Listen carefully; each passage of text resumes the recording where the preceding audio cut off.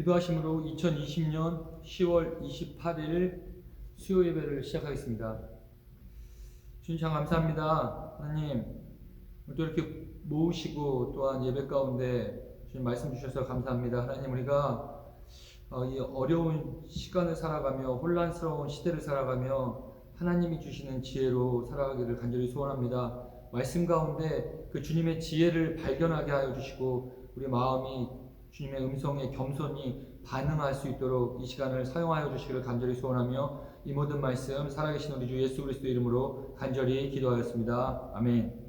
오늘 하나님께서 저에게 주시는 말씀은 잠언 3장 1절부터 12절까지 말씀입니다. 잠언 3장 1절부터 12절까지 말씀 잠깐 묵상하도록 하겠습니다.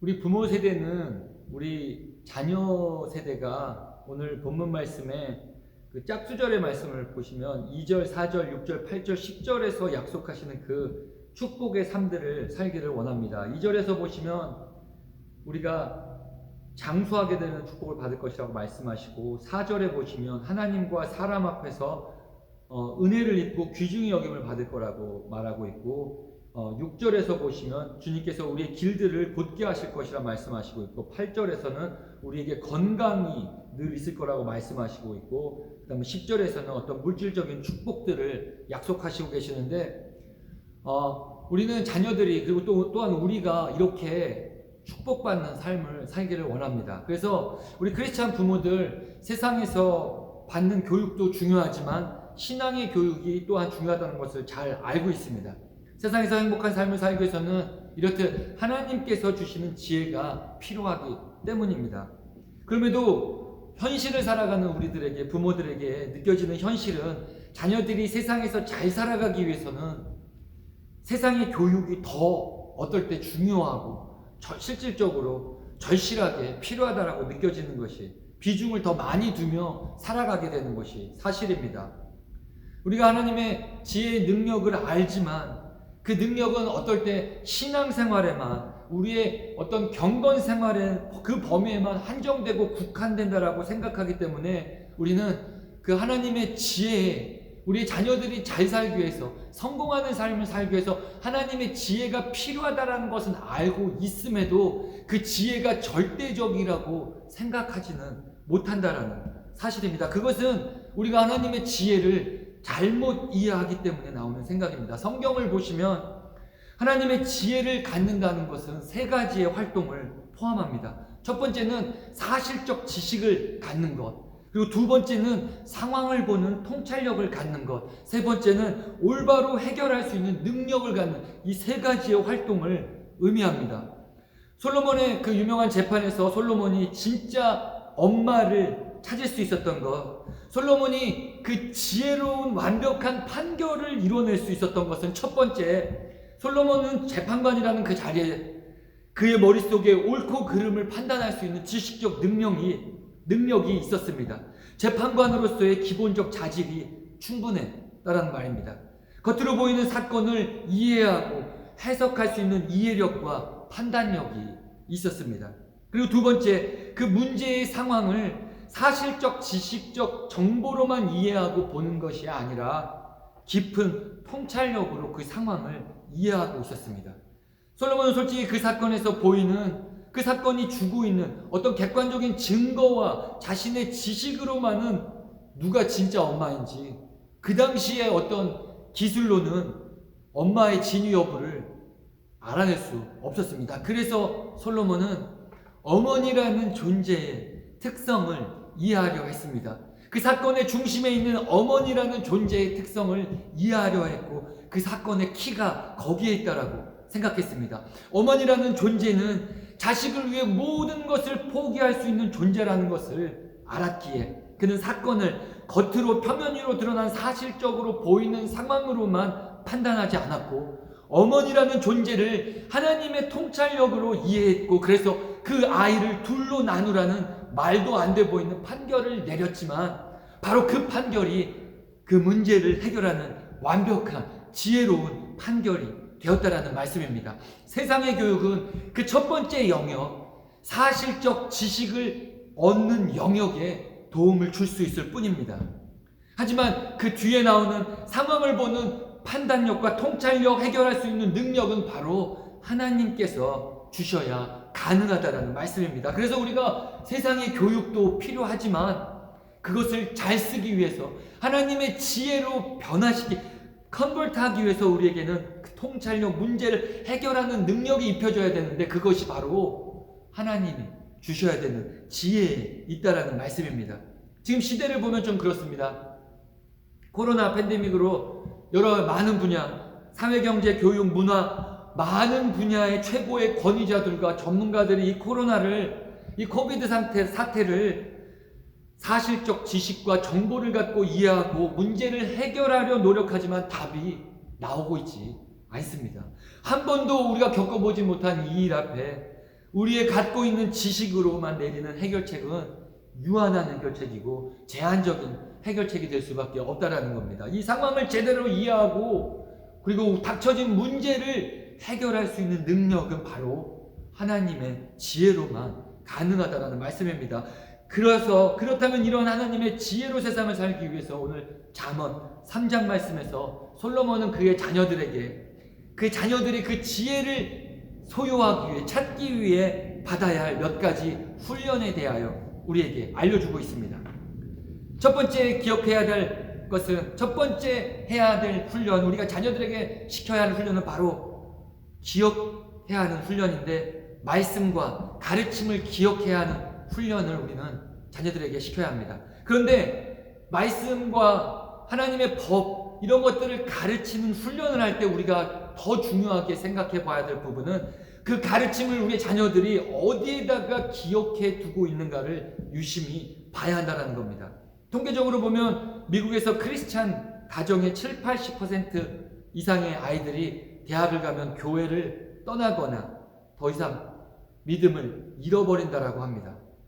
생각해보면 주일학교 한 15년 정도 말씀을 배우고 그리고 수련회, 선교 등 많은 더 말씀을 접할 기회들이 많이 있었고 그래서 시간적으로 보면 충분히 신앙적으로 잘 교육받고도 남아야 될 시간임에도 많은 아이들이 교회를 떠나게 되는 이유는 그 말씀이 그들의 마음속에 거하지 못했기 때문입니다.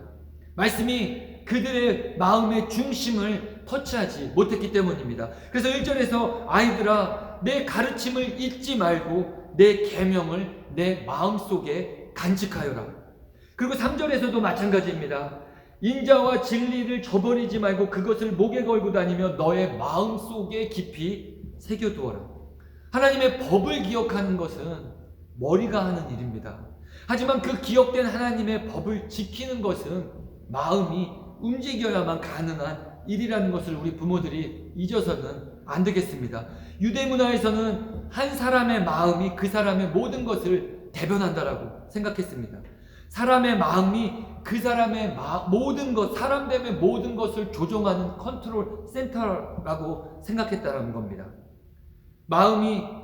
잘 생각해보면 마음이 우리가 하는 행동들의 동기들을 만들어내고 그래서 몸을 움직이게 만들고 그래서 그것들이 쌓이게 되면 우리의 삶에서 습관이 되고 그 습관들이 모이면 이제 그것들이 우리의 캐릭터가 되고 우리의 삶을 결정하는 그러한 것들이 된다는 겁니다. 잠언 4장 23절 말씀에서도 그 무엇보다도 너는 내 마음을 지켜라. 그 마음이 바로 생명의 근원이기 때문이다 라고 말씀하십니다. 예수님께서도 선한 사람은 그 마음속에 갈무리 해놓은 선더미에서 선한 것을 내고 악한 사람은 그 마음속에 갈무리 해놓은 악더미에서 악한 것을 낸다. 마음에 가득 찬 것을 입으로 말하는 법이다. 마음속에 있는 것이 우리의 밖으로 나올 수밖에 없다라는 말씀이고, 그리고 그것들이 쌓여서 각자라는 사람의 개인의 성품과 성향을 만들고 그것을 기반으로 우리의 인생이 만들어져 간다는 말씀입니다. 어떤 도로 공사나 어떤 터널 공사 중에 큰 바위나 커다란 돌산 등이 발견돼서 그것들을 깨부셔야만 할 때 다이너마이트를 사용하는데, 그 다이너마이트를 어디다 두는가 하면 그 주변에 이렇게 두지 않는다고 합니다. 주변에다 이렇게 설치하면 쉽고 또 그 파워가 세서 뻥 터질 것 같지만, 주변에 설치해 놓은 다이너마이트로는 그 큰 돌이나 어떤 돌산들을 절대로 완전히 깨볼 수 없다고 합니다. 그래서 그 바위나 그 돌산의 드릴을 뚫어서 그 중심에다가 다이너마이트를 설치하고 터뜨린다고 합니다. 그러면 그 바위와 그 돌산이 중심에서부터 뻥 하고 터져버려서 산산조각, 겉까지 다 산산조각이 나게 된다라고 합니다. 그런데 겉에다 놓을 때는 더 많은 양의 다이너마이트를 두더라도 완전히 그 돌산과 그 어떤 큰 바위를 깨트리는데 효율적으로 사용할 수 없다라는 말을 들은 적이 있습니다. 하나님의 말씀이 우리의 머리에만 머물거나 우리의 마음 밖에 있다면 우리의 자녀들의 절대로 지혜로운 삶을 살아낼 수 없습니다. 하나님의 말씀이 우리의 머리에만 저장되어 있다면 하나님의 지혜의 말씀은 완전히 우리의 것이 되었다라고 말할 수 없다라는 겁니다. 부모들이 교회를 가라, 집에서 말씀을 읽어라, 기도를 해라, 사랑해라, 이웃을 섬겨라 등등 하나님의 법, 말씀을 갖고 가르쳐야 될 의무가 분명히 있습니다. 그래서 우리는 끊임없이 그들의 겉으로 보이는 행동들을 체크하고 디서플린 시켜야 하지만, 더 중요한 것은 그러는 가운데 이 아이들이 그 말씀과 법을 어디에 담아두고 어떻게 생활하며 그 말씀을 지켜나가는지 유심히 살펴봐야 한다는 것입니다. 하나님의 한 말씀이라도 우리 자녀들의 머리를 통해 가슴으로 영으로 이해하게 달라고 우리는 간구해야 합니다. 자녀들이 배우고 듣고 외우고 있는 말씀이 그들의 마음까지 전달되도록, 그래서 그들의 삶이 그 가슴으로 전달된 말씀으로 인하여 살아내게 해달라고, 말씀이 삶에서 실제되어지는 것이 마음으로부터 먼저 경험하게 되게 해달라고 우리들은 그렇게 간구해야 된다는 말씀입니다. 그때 우리의 자녀들 하나님의 말씀이 세상 교육 그 어떤 것 줄 수 없는 지혜에 이르는 길인 것을 그들 스스로가 깨닫게 되고 더욱 말씀을 사모하는 삶을 살 수 있게 된다는 겁니다. 그리고 두 번째 기억해야 될 것은 3절에 나와 있습니다. 인자와 진리를 저버리지 말고 그것을 목에 걸고 다니며 너의 마음속에 깊이 새겨두어라. 이 3절 말씀은 상당히 실제적이고 실용적이고 사람 관계 가운데 반드시 기억해야 할 말씀입니다. 여기서 말씀하는 이 인자라는 히브리 단어는 헤세드라는 단어입니다. 그 의미는 loyal love, covenant love, loving kindness, faithful love, 그러니까 사랑, 자비, 신실한 사랑 등 이러한 하나님께서 우리 인간들에게 보이셨던 그러한 사랑을 의미합니다. 그리고 진리가 의미하는 바는 하나님의 말씀입니다. 3절 말씀의 인자와 진리는 결국 하나님의 가장 중요한 두 가지 성품들입니다. 이 하나님의 가장 대표되는 두 가지 캐릭터를 저버리지 말고 항상 기억하며 마음에 두고 다니라고 말씀하는데, 이 말씀이 의미하는 것은 이런 의미가 있습니다. 우리는 종종 하나님의 말씀을 좌우의 날선 검이라고 표현합니다. 검이라고 표현합니다. 히브리서 기자가 하나님의 말씀은 살아있고 힘이 있어서 어떤 양날의 칼보다도 더 날카롭다라고 고백합니다. 하나님의 말씀은 날이 선 검과 같습니다. 그런데 그 검을 우리 자녀들이 사용할 때 인자의 마음 없이, 사랑의 마음 없이 남에게 막 사용하면 안 된다라는 겁니다. 우리 어머니들이 그 칼을, 위험한 칼을 갖고 맛있는 음식을 만들어 자녀들과 남편에게 사랑의 식탁을 제공합니다. 칼 자체는 위험합니다. 하지만 어머니가 들고 사용할 때 그 칼은 사랑을 표현하는 수단이 되고 모든 이들을 좀 이롭게 하는 어떤 통로가 될 수 있습니다. 의사가 들고 있는 수술용 나이프도 마찬가지입니다.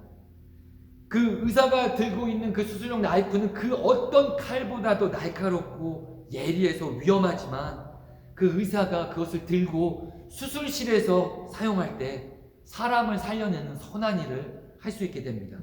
하지만 이 칼들을 숙련되지 않은, 훈련받지 않은 집의 아이들이나 막 의대를 입학한 학생들이 사용한다면 주변 사람들을 다치게 할 것이고 자칫 잘못 사용하면 사람의 생명까지도 위험하게 만들 수 있다는 겁니다. 우리는 살아가며 성경적 진리를 이웃들과 나눕니다. 그리고 가까운 누군가에게 그들이 잘못된 길을 걷고 있을 때, 혹은 그들에게 어떤 조언들이 필요한 상황에 있을 때 우리는 고언을 하게 됩니다. 하지만 진리를 이야기하는 우리의 그 입술 안에, 즉 하나님의 자비와 사랑의 마음이 없다면 아주 위험한 일이 된다는 겁니다.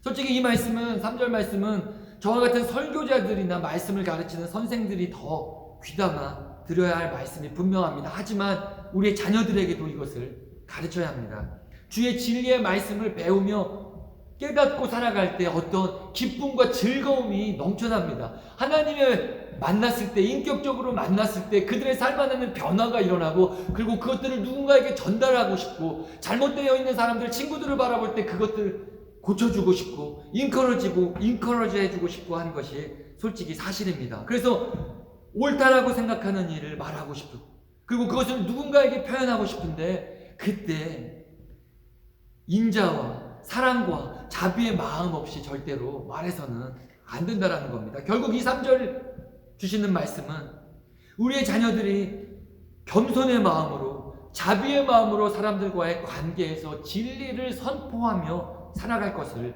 명령하고 가르치는 말씀입니다. 에베소서 4장 15, 16절에서 바울사도가 동일하게 이렇게 말씀합니다. 우리는 사랑으로 진리를 말하고 살면서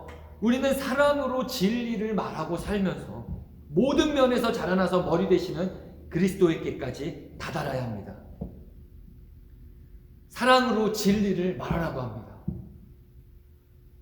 삶 속에서 옳은 말로 사람을 아프게 하는 사람들이 있습니다. 삶 속에서 진리의 말을 낭비하는 사람들이 있습니다. 왜냐하면 사랑의 마음이 없기 때문입니다. 옳은 말, 아무리 진리의 말씀이라 할지라도 사랑이 없다면 그 말에는 힘이 없어지게 된다는 것 우리가 너무나도 잘 알고 있습니다. 말을 할 때가 있고 하지 않을 때가 있습니다. 사랑의 마음으로 말을 하지 않는다면 그 말이 아무리 진리라 해도 그 말에는 힘이 없게 됩니다. 그리고 또 반대로 사랑만 있고 진리의 말을 하지 않게 돼도 그 또한 문제입니다. 왜냐하면 그렇게 될 때 우리의 삶 속에 진리는 없고 사랑만 또 남게 된다면, 사랑만 있다면, 우리의 인간적인 사랑만 갖고 삶을 살아가게 된다면 그 삶은 하나님께 영광이 되지 않을 뿐만 아니라 이웃들과 주변 사람들에게 아무런 유익을 주지 못하고 덕을 끼치며 살아갈 수 없기 때문입니다. 세상에는 솔직히 이런 인자와 진리로 무장된 사람들이 필요합니다. 교회에도 이렇게 인자와 진리로 무장된 사람들이 필요합니다. 그리스도와 같이 인자와 진리와 함께 어우러져 항상 많은 사람들이 함께 있어 하고 싶고, 그리고 배울 만한 것이 있고, 그리고 그리스도의 형상을 닮은 사람, 바로 그러한 사람들이 우리 이 세상에 필요한 사람이고, 가정과 교회에서 우리가 신앙을 가르치는, 신앙 교육을 하는 궁극적인 목적입니다. 우리들 자녀들에게 신앙으로 교육하며 가르칠 때 이 말씀을 또한 가르쳐야 합니다. 사랑의 마음은 있는데 진리가 없어서는 안 되고, 진리는 알고 있는데 사랑은 또한 없어서도 안 된다라는 겁니다. 인자와 진리를 저버리지 말고 목에 걸고 다니라는 것, 결국 평생토록 이 인자와 진리 안에 사는 훈련을 해야 한다라는 말씀입니다. 그리고 그렇게 살아갈 때, 그렇게 살 수 있을 때 4절 말씀에서처럼 하나님과 사람 앞에 은혜를 입고 귀중히 여김을 받는 성공하는 인생을 살 수 있게 된다는 말씀입니다. 그리고 5절부터 이제 10절에서는 우리 자녀들이 지혜롭게 살기 위해 무슨 훈련을 해야 되느냐? 포기하는 훈련을 해야 한다라고 말씀합니다. 무엇을 포기하는 훈련을 해야 하냐면 바로 자기 자신을 신뢰하는 것을 포기하는 훈련을 해야 한다라고 이야기합니다. 너의 마음을 다하여 주님을 의뢰하고, 5절입니다. 너의 명철을 의지하지 말아라. 내가 하는 모든 일에서 주님을 인정하여라. 그러면 주님께서 내가 가는 길을 곧게 하실 것이다. 스스로 지혜롭다고 여기지 말고 주님을 경외하며 악을 멀리 하여라. 이 정보의 홍수 속에 살아가는 우리의 자녀 세대, 솔직히 자신들의 지식과 지혜로 잘 살 수 있을 것이라 자신하며 살아갑니다. 솔직히 시대가 많이 바뀌었습니다. 젊은 사람들 솔직한 얘기로 자신들의 부모보다 자신들이 더 세상을 잘 사는 방법을 알고 있다라고 생각하며 살아갑니다. 그리고 이것은 어느 정도 맞는 이야기입니다. 왜냐하면 세상에 살아가며 필요한 지식과 정보들을 부모 세대보다 우리 자녀 세대들이 훨씬 더 빨리, 더 많이 접근하며, 그 정보에 접근하며 살아갈 수 있기 때문입니다. 산업화, 정보화 시대 이전에 이렇게 시대가 과학기술의 발달을 이루기 전에만 해도 경험이 곧 지식과 지혜의 많은 부분을 차지하고 통로가 되었지만, 이제 그래서 경험이 많은 사람들을 존경하고 그들을 우러러봤지만, 지금 시대는 과학기술의 발달과 정보의 발전으로 개인 각자가 삶의 난관 속에 누군가의 묻기보다, 누군가의 선배 부모에게 조언을 구하기보다, 어떤 경험을 듣기보다 자신들 스스로가 그 문제를 해결할 방법을 찾을 수 있다라고 생각하며 살아간다는 사실입니다. 하지만 인생은 수학 공식처럼 정답이 있는 문제들만 있지 않다라는 것이 문제입니다. 인생은 정답이 없는 문제들 너무나도 많다라는 겁니다. 여전히 지식으로만 풀 수 없는 많은 문제들이 우리의 자녀들의 인생 앞에 기다리고 있다라는 겁니다. 관계의 문제가 그렇습니다. 잘 생각해보면 부모, 자식, 부부간의 관계의 문제는 그 어떤 지식과 정보로 해결할 수가 없습니다. 어떤 포뮬라 답이 없다는 겁니다. 세상 지식으로, 교육으로 잘 배워온 우리의 자녀들, 어떤 정답이 없는 문제를 만나게 될 때 당황하고 방황하게 되고, 자신들의 힘이라고 여겼던 것들이 아무런 도움이 되지 못하는 것을 볼 때 그 문제 앞에 어쩔 줄을 몰라 낙담하고 실망하게 된다는 겁니다. 철저히 자신을 의지하는 세상 속에 그 교육을 받는 삶을 살았기에 인생에 해결할 수 없는 어떤 마음의 문제, 영적인 문제 앞에 낙담하고 좌절하고 실패한 인생으로 스스로를 자책하고 어려운 시간 속에 헤어나오지 못하고 고통스럽게 지낸다는 사실입니다. 솔로몬이 그래서 오늘 우리의 자녀들에게 너희들의 명철을 의지하지 말고 너희의 마음을 다하여 주님을 신뢰하라고 명령합니다. 자신들의 각자의 명철, 우리의 이해력, 우리가 무엇인가 해결할 수 있는 힘이 우리에게 있다라고 믿지 말라고 이야기합니다. 대신에 주님을 신뢰하라고. 근데 신뢰하는데 마음을 다하여 신뢰하라고 명령합니다. 이 마음을 다하여 신뢰한다는 것은 이런 겁니다. 우리의 이해력, 통찰력의 부족함을 인정하고 하나님의 말씀에만 기준을 두고 그 말씀에 기대고 따른다는 것을, 순종한다는 것을 의미합니다. 하나님의 생각과 나의 생각이 부딪힐 때 하나님의 뜻을 따르는 결정을 하는 것을 이야기합니다. 이 마음을 다하여 신뢰한다는 것, 결국 부분적으로가 아니라 전적으로 하나님을 신뢰한다는 말씀입니다. 도덕적이고 윤리적인 문제에 있어서는 하나님을 신뢰하고, 어떤 내 꿈을 결정하고 내가 아는 부분, 직장을 결정하고 배우자를 결정하고 어떤 구체적으로 내가 아는 사는 문제에 있어서는 내 지식과 경험을 신뢰하는 것이 아니라 전적으로 모든 영역에서 하나님의 말씀에 기준을 두고 그분의 음성을 나의 마음과 맞지 않더라도 그분의 말씀을 따른다라는 것을 말합니다. 우리 아이들의 삶을 어찌 보면 끊임없이 결정을 하며 살아가야 합니다. 인생이 그렇습니다. 무엇을 공부할까부터 시작해서 직장을 선택해야 하고 배우자를 선택해야 하고 살아가야 할 곳을 선택해야 하고 나가서는 사람들의 관계에서도 무엇을 택할 것인가를 선택하고 많은 결정해야 하는 문제에 있어서 하나님의 생각과 우리 자녀들의 생각, 우리의 생각이 자꾸 충돌하게 된다는 겁니다. 그런 결정들을 해야 할 때 내가 쌓아온 지식과 경험에서 나오는 어떤 우리의 생각들을 의지해서는 안 된다는 것을 오늘 5절, 6절, 7절 말씀에서 말씀해주고 있다는 겁니다. 예를 들면 대학을 졸업하고 A라는 회사와 B라는 회사에서 두 회사에서 오퍼를 받습니다. 그런데 A라는 회사가 B라는 회사보다 2배의 연봉을 주겠답니다. 그렇다면 그때 우리는 전혀 솔직히 고민하지 않습니다. 2배의 연봉이 차이면 전혀 고민할 이유가 없습니다. 그리고 성경에서도 돈을 많이 주는 직장을 가는 것이 잘못된 일이라고 말하지 않습니다. 자연스럽게 우리는 돈을 많이 주는, 나를 인정해주는, 나의 가치를 인정해주는 회사를 가야 됩니다. 이것은 잘못된 결정이 절대 아닙니다. 하지만 완전한 결정을, 그 선택의 결정을 이루기 전에 우리가 우리의 명철과 우리의 이해력을 의지하지 않기 위해 몇 가지 질문을 다시 해야 한다는 겁니다.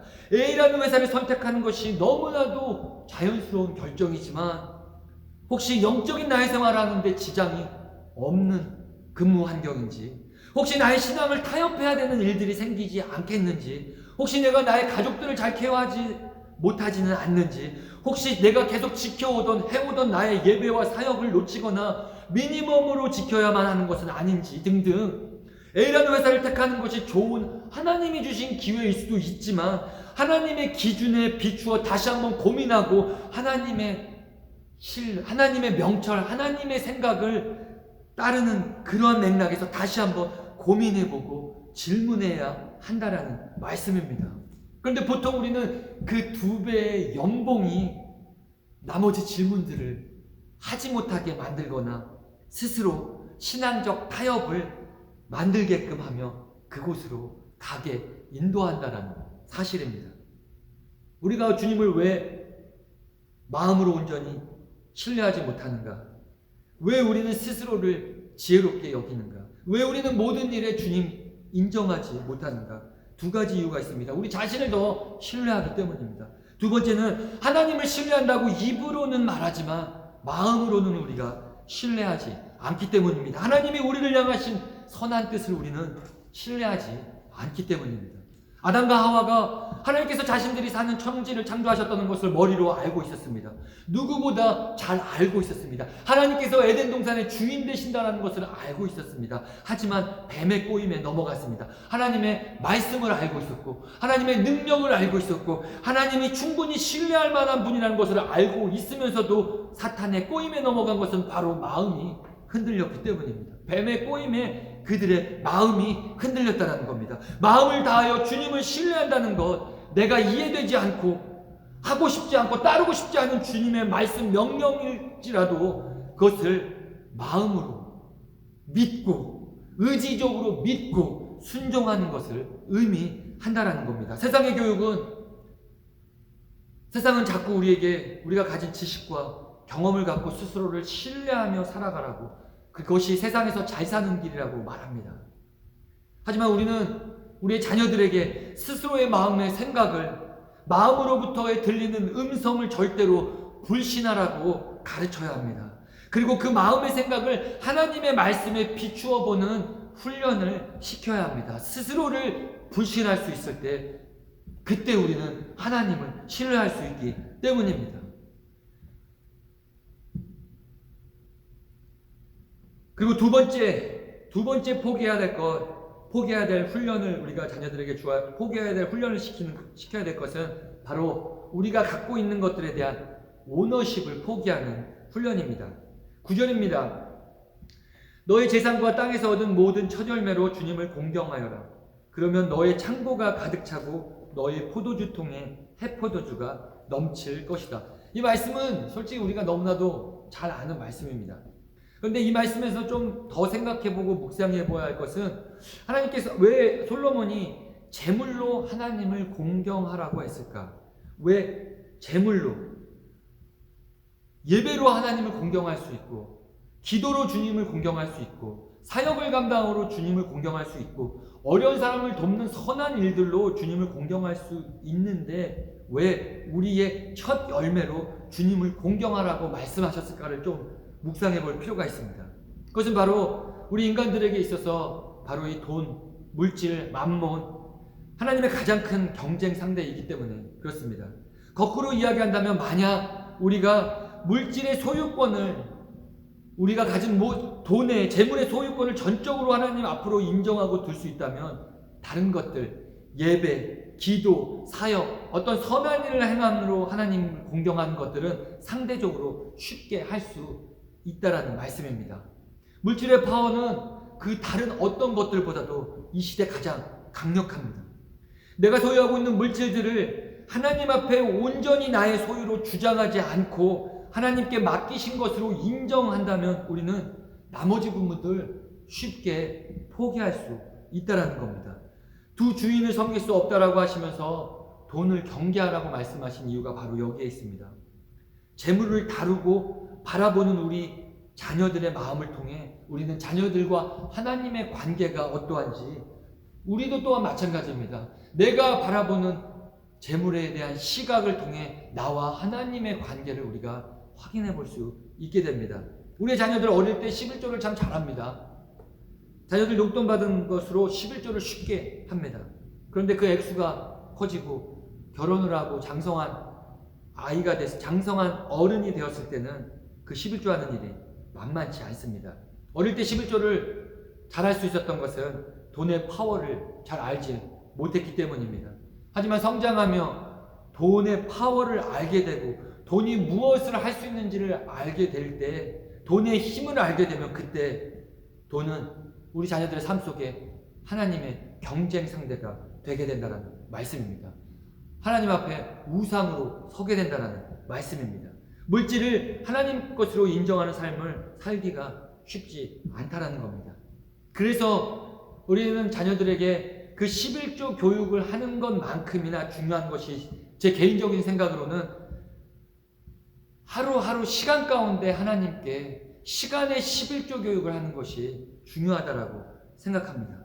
어릴 때부터 시간을 주님께 드리는 그 시간 자신의 마음대로 쓸 수 있는 그 시간에서 하나님께 떼어드려서 시간의 11조 교육을 시킨다면 우리의 자녀들은 그 시간을 통해 역사하시는 하나님을 더 깊게 만날 수 있게 되고 자신이 소유하고 있는 눈에 보이는 것들이나 보이지 않는 것들이 모두 자신의 것이 아니라 하나님의 것이라는 것을 깨달을 수 있는 기회가 더 주어질 수 있기 때문입니다.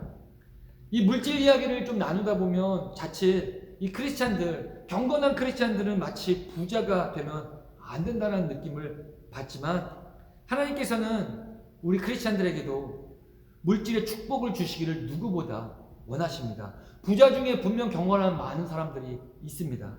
경건한 많은 사람들이 있습니다. 그런데 가난한 사람들 중에 경건하지 않은 사람들 또한 많이 있습니다. 결국 포인트는 부자냐 가난하냐가 아니라 돈을 내가 어떻게 바라보고 있느냐, 바로 그 우리의 태도의 문제라는 것을 잊어서는 안 되겠습니다. 그리고 마지막으로 우리 자녀들이 지혜롭게 살기 위해 해야 될 마지막 훈련은 어려움 속에 하나님의 뜻을 받아들이는 훈련을 해야 합니다. 11절과 12절입니다. 아이들아, 주님의 훈계를 거부하지 말고 그의 책망을 싫어하지 말아라. 주님은 당신이 사랑하시는 사람을 꾸짖으시니 마치 귀여워하는 아들을 꾸짖는 아버지와 같으시다. 우리는 흔히 지혜롭게 산다는 이 컨셉을 마치 삶의 어떤 어려움을 만났을 때 그것을 잘 헤쳐나가거나 혹은 지금보다 더 나은 상태로 발전시키는 어떤 힘 혹은 그러한 정보를 갖는 것, 그러한 지식을 갖는 것, 어떤 경험을 갖는 것 등으로 생각합니다. 그래서 우리는 책을 읽으면 지혜로울 수 있다고 생각합니다. 많은 많이 배우면 혹은 많은 어떤 한 분야의 경력을 갖게 되면 우리는 지혜로울 수 있다라고 생각합니다. 물론 어느 정도는 아까 서두에 말씀드렸던 것처럼 그 지혜의 한 부분이 될 수 있을 수 있지만, 하지만 성경에서 말하는 지혜란 그런 것이 아닙니다. 성경에서 말하는 지혜라는 삶의 희노애락 순간에 하나님의 음성을 듣고 그 가르침을 깨닫는 것을 의미합니다. 그러니까 어떤 미래를 바라보며, 더 나은 미래를 바라보며 그곳으로 향하는 어떤 힘이 아니라 오늘 어려움 가운데, 오늘 현실 속에 하나님께서 무엇을 말씀하시는가를 발견하는 것이 바로 지혜의 첫걸음이라는, 지혜를 갖는 것을 의미한다는 겁니다. 이스라엘 백성들이 40년을 지내면서, 광야에 지내면서 하나님의 그 광야 생활 동안 지혜를 제대로 얻을 수 없었던 이유, 하나님과 그렇게 밀접하게 긴밀하게 살고 있었으면서도 하나님의 지혜를 얻을 수 없었던 이유는 바로 이들의 삶 속에 늘, 이들의 마음 속에 늘 광야를 넘어서 가나안 땅의 약속만을 붙잡고 살았기 때문입니다. 광야 생활 속에 역사하시고 그 현재의 그 삶 가운데 주시는 음성에는 관심이 없고, 그냥 그 어려움 속에 빨리 벗어나고 싶어, 그냥 빨리 그 문제를 해결만 하고 싶어서 내일만을 기대했기에, 지금 내 형편보다 더 나은 형편만을 기대하고 평안한 삶을 원했기에 광야 생활 가운데 하나님께서 보여주시는 놀라운 기적들을 감사로 누리지 못했고, 그리고 어떤 하나님의 영적 가르침들, 말씀의 양식이 되어 살아가야 된다는 어떤 영적 가르침들부터 시작해서, 아주 기초적인 가르침부터 시작해서 인생의 깊은 지혜를 알려주시는 가르침들을 이해하지 못했고, 그것들을 하나님께서 주시는 모든 디서플린들을 제대로 받지 못했다는 겁니다. 그래서 그들을 고난 속에, 징계의 시간 속에 불평과 불만으로 일관하다가 결국 그들이 그렇게 원하던 가나안 땅에 들어갔지만, 그 광야 고난 생활 동안에 하나님의 음성을 듣는 연습을 하지 못했던 그들, 그 가나안 땅에서 하나님을 배신하고 다른 민족들의 이방신을 섬기다가 결국 그 가나안 땅에서 하나님의 축복을 완전히 누리지 못한 인생을 살았다는 것을 우리가 너무나도 잘 알고 있습니다. 그들은 가나안 땅만 가면 괜찮을 것이라 생각했습니다. 그들은 광야 생활 가운데 그 어려움, 지혜로운 그 지혜를 얻을 수 있는 그 시간을 누리지 못하고 가나안 땅으로만 들어가기를 원하다가 현실의 삶 속에 주는 어려움 속에서 주시는 하나님의 음성을 발견하지 못하고 결국 가나안 땅에서도 그것들을 누리지 못했다는 것을 우리가 기억해야 합니다. 우리 자녀들 살면서 분명 어려움을 만나게 됩니다. 그리고 우리 부모된 사람으로서 우리는 그 자녀들이 그 어려움 속에 빨리 벗어나기를 누구보다 원합니다. 그리고 어떻게든 그 어려움 속에 빨리 벗어나게 해주고 싶어 하는 것이 우리 부모의 마음입니다. 하지만 오늘 솔로몬은 그 훈계를 빨리 벗어나려는 노력을 하지 말 것을 가르칩니다. 아이들아, 주님의 훈계를 거부하지 말고 그의 책망을 싫어하지 말아라. 하나님의 그 책망의 내용을, 하나님께서 왜 징계하시는지, 왜 어려움을 주셨는지 그 훈계의 내용을 캐치하라는 말씀입니다. 그 훈계와 징계에서 빨리 벗어나기 위한 문제 해결에만 집중하지 말고 그 징계 속에 주시는 주님의 이 친밀한 그 귀여운 아이들을 꾸짖으시는 그 친밀한 아버지의 음성을 분명히 듣는 것이, 그것이 지혜 있는 삶이라고 이야기한다는 겁니다. 그리고 그 주님의 음성을 들을 때 우리는 자연스럽게 그 문제에 대한 해답을 얻을 수 있게 된다는 말씀입니다. 말씀 마치겠습니다. 솔로몬이 우리 자녀들의 인생 성공을 위해 3가지 훈련을 이야기했습니다. 첫 번째는 말씀 가르침을 마음에 기억하며 살기, 그리고 자신의 지식과 명철, 이해력과 그리고 모든 것, 소유권을 포기하며 살기, 그리고 마지막으로 어려움 속에 주시는 주님의 음성을 듣는 훈련하기. 이 3가지입니다. 바라기는 이 3가지 훈련 우리 자녀들에게도 지혜롭게 가르치시고 훈련시키셔야겠지만, 저와 우리 성도님들의 삶 속에서도 이 훈련이 끊임없이 되어서 지혜로운 삶 가운데 주시는 하나님의 그 2절, 4절, 6절, 8절, 10절에서 주시는 그 모든 축복들을 누리시는 저와 성도님들 되시기를 주님의 이름으로 간절히 축원합니다. 기도하시겠습니다. 하나님 감사합니다. 하나님 오늘 우리가 잠언 말씀을 통해서 지혜로운 삶이 어떤 것인가 좀 나눴습니다. 하나님 그렇습니다. 하나님 우리가 먼저 하나님의 말씀이 우리의 지혜 그 첫 시작인 것을 알게 하여 주시기 원합니다. 우리가 말씀을 늘 가까이 하기를 원합니다. 그리고 그것을 우리의 마음으로 가져가기를 소원합니다. 하나님 우리에게 그러한 은혜를 더하여 주시옵소서. 그리고 또한 우리가 삶 속에 우리를 신뢰하지 아니하기를 원합니다. 우리의 이해력을 신뢰하지 않기를 원하고 우리가 가진 지식과 경험을 우리가 신뢰하지 않고 불신하기를 원합니다. 그래서 하나님만을 신뢰하며 살아가기를 소원합니다. 그러한 훈련이 우리의 삶 가운데 이루어지고 자녀들의 삶 가운데 이루어질 수 있도록 은혜 주시고 아버지를 또한 무엇보다도 우리 삶 가운데 주님께서 주시는 어려운 시간들 속에 주님의 음성을 듣는 그러한 자들로 살아가기 원합니다. 그 안에 지혜가 하나님의 지혜가 담겨 있는 줄로 믿습니다. 그 어려움 안에 들리는 주의 음성이 지혜의 본질인 줄로 믿사오니 하나님 우리가 그 음성을 이해하고 성령께서 조명하여 주심으로 우리가 그 지혜를 캐치하여서 온전히 하나님의 마음을 알아가는 가운데 그 문제가 해결되는 역사가 우리와 우리 자녀들의 삶 가운데 날마다 넘쳐나게 하시기를 간절히 소원하며 이 모든 말씀 살아계신 우리 주 예수 그리스도의 이름으로 간절히 기도하였습니다. 아멘. 하늘에 계신 우리 아버지여 이름이 거룩히 여김을 받으시오며 나라의 마옵시며 뜻이 하늘에서 이루어진 것 같이 땅에서도 이루어지이다. 오늘날 우리에게 일용할 양식을 주옵시고 우리가 우리에게 죄 지은 자를 사하여 준 것 같이 우리의 죄를 사하여 주옵시고 우리를 시험에 들게 하지 마옵시며 다만 하게서 없옵소서. 대개 나라와 권세와 영광이 아버지께 영원히 있사옵나이다. 아멘.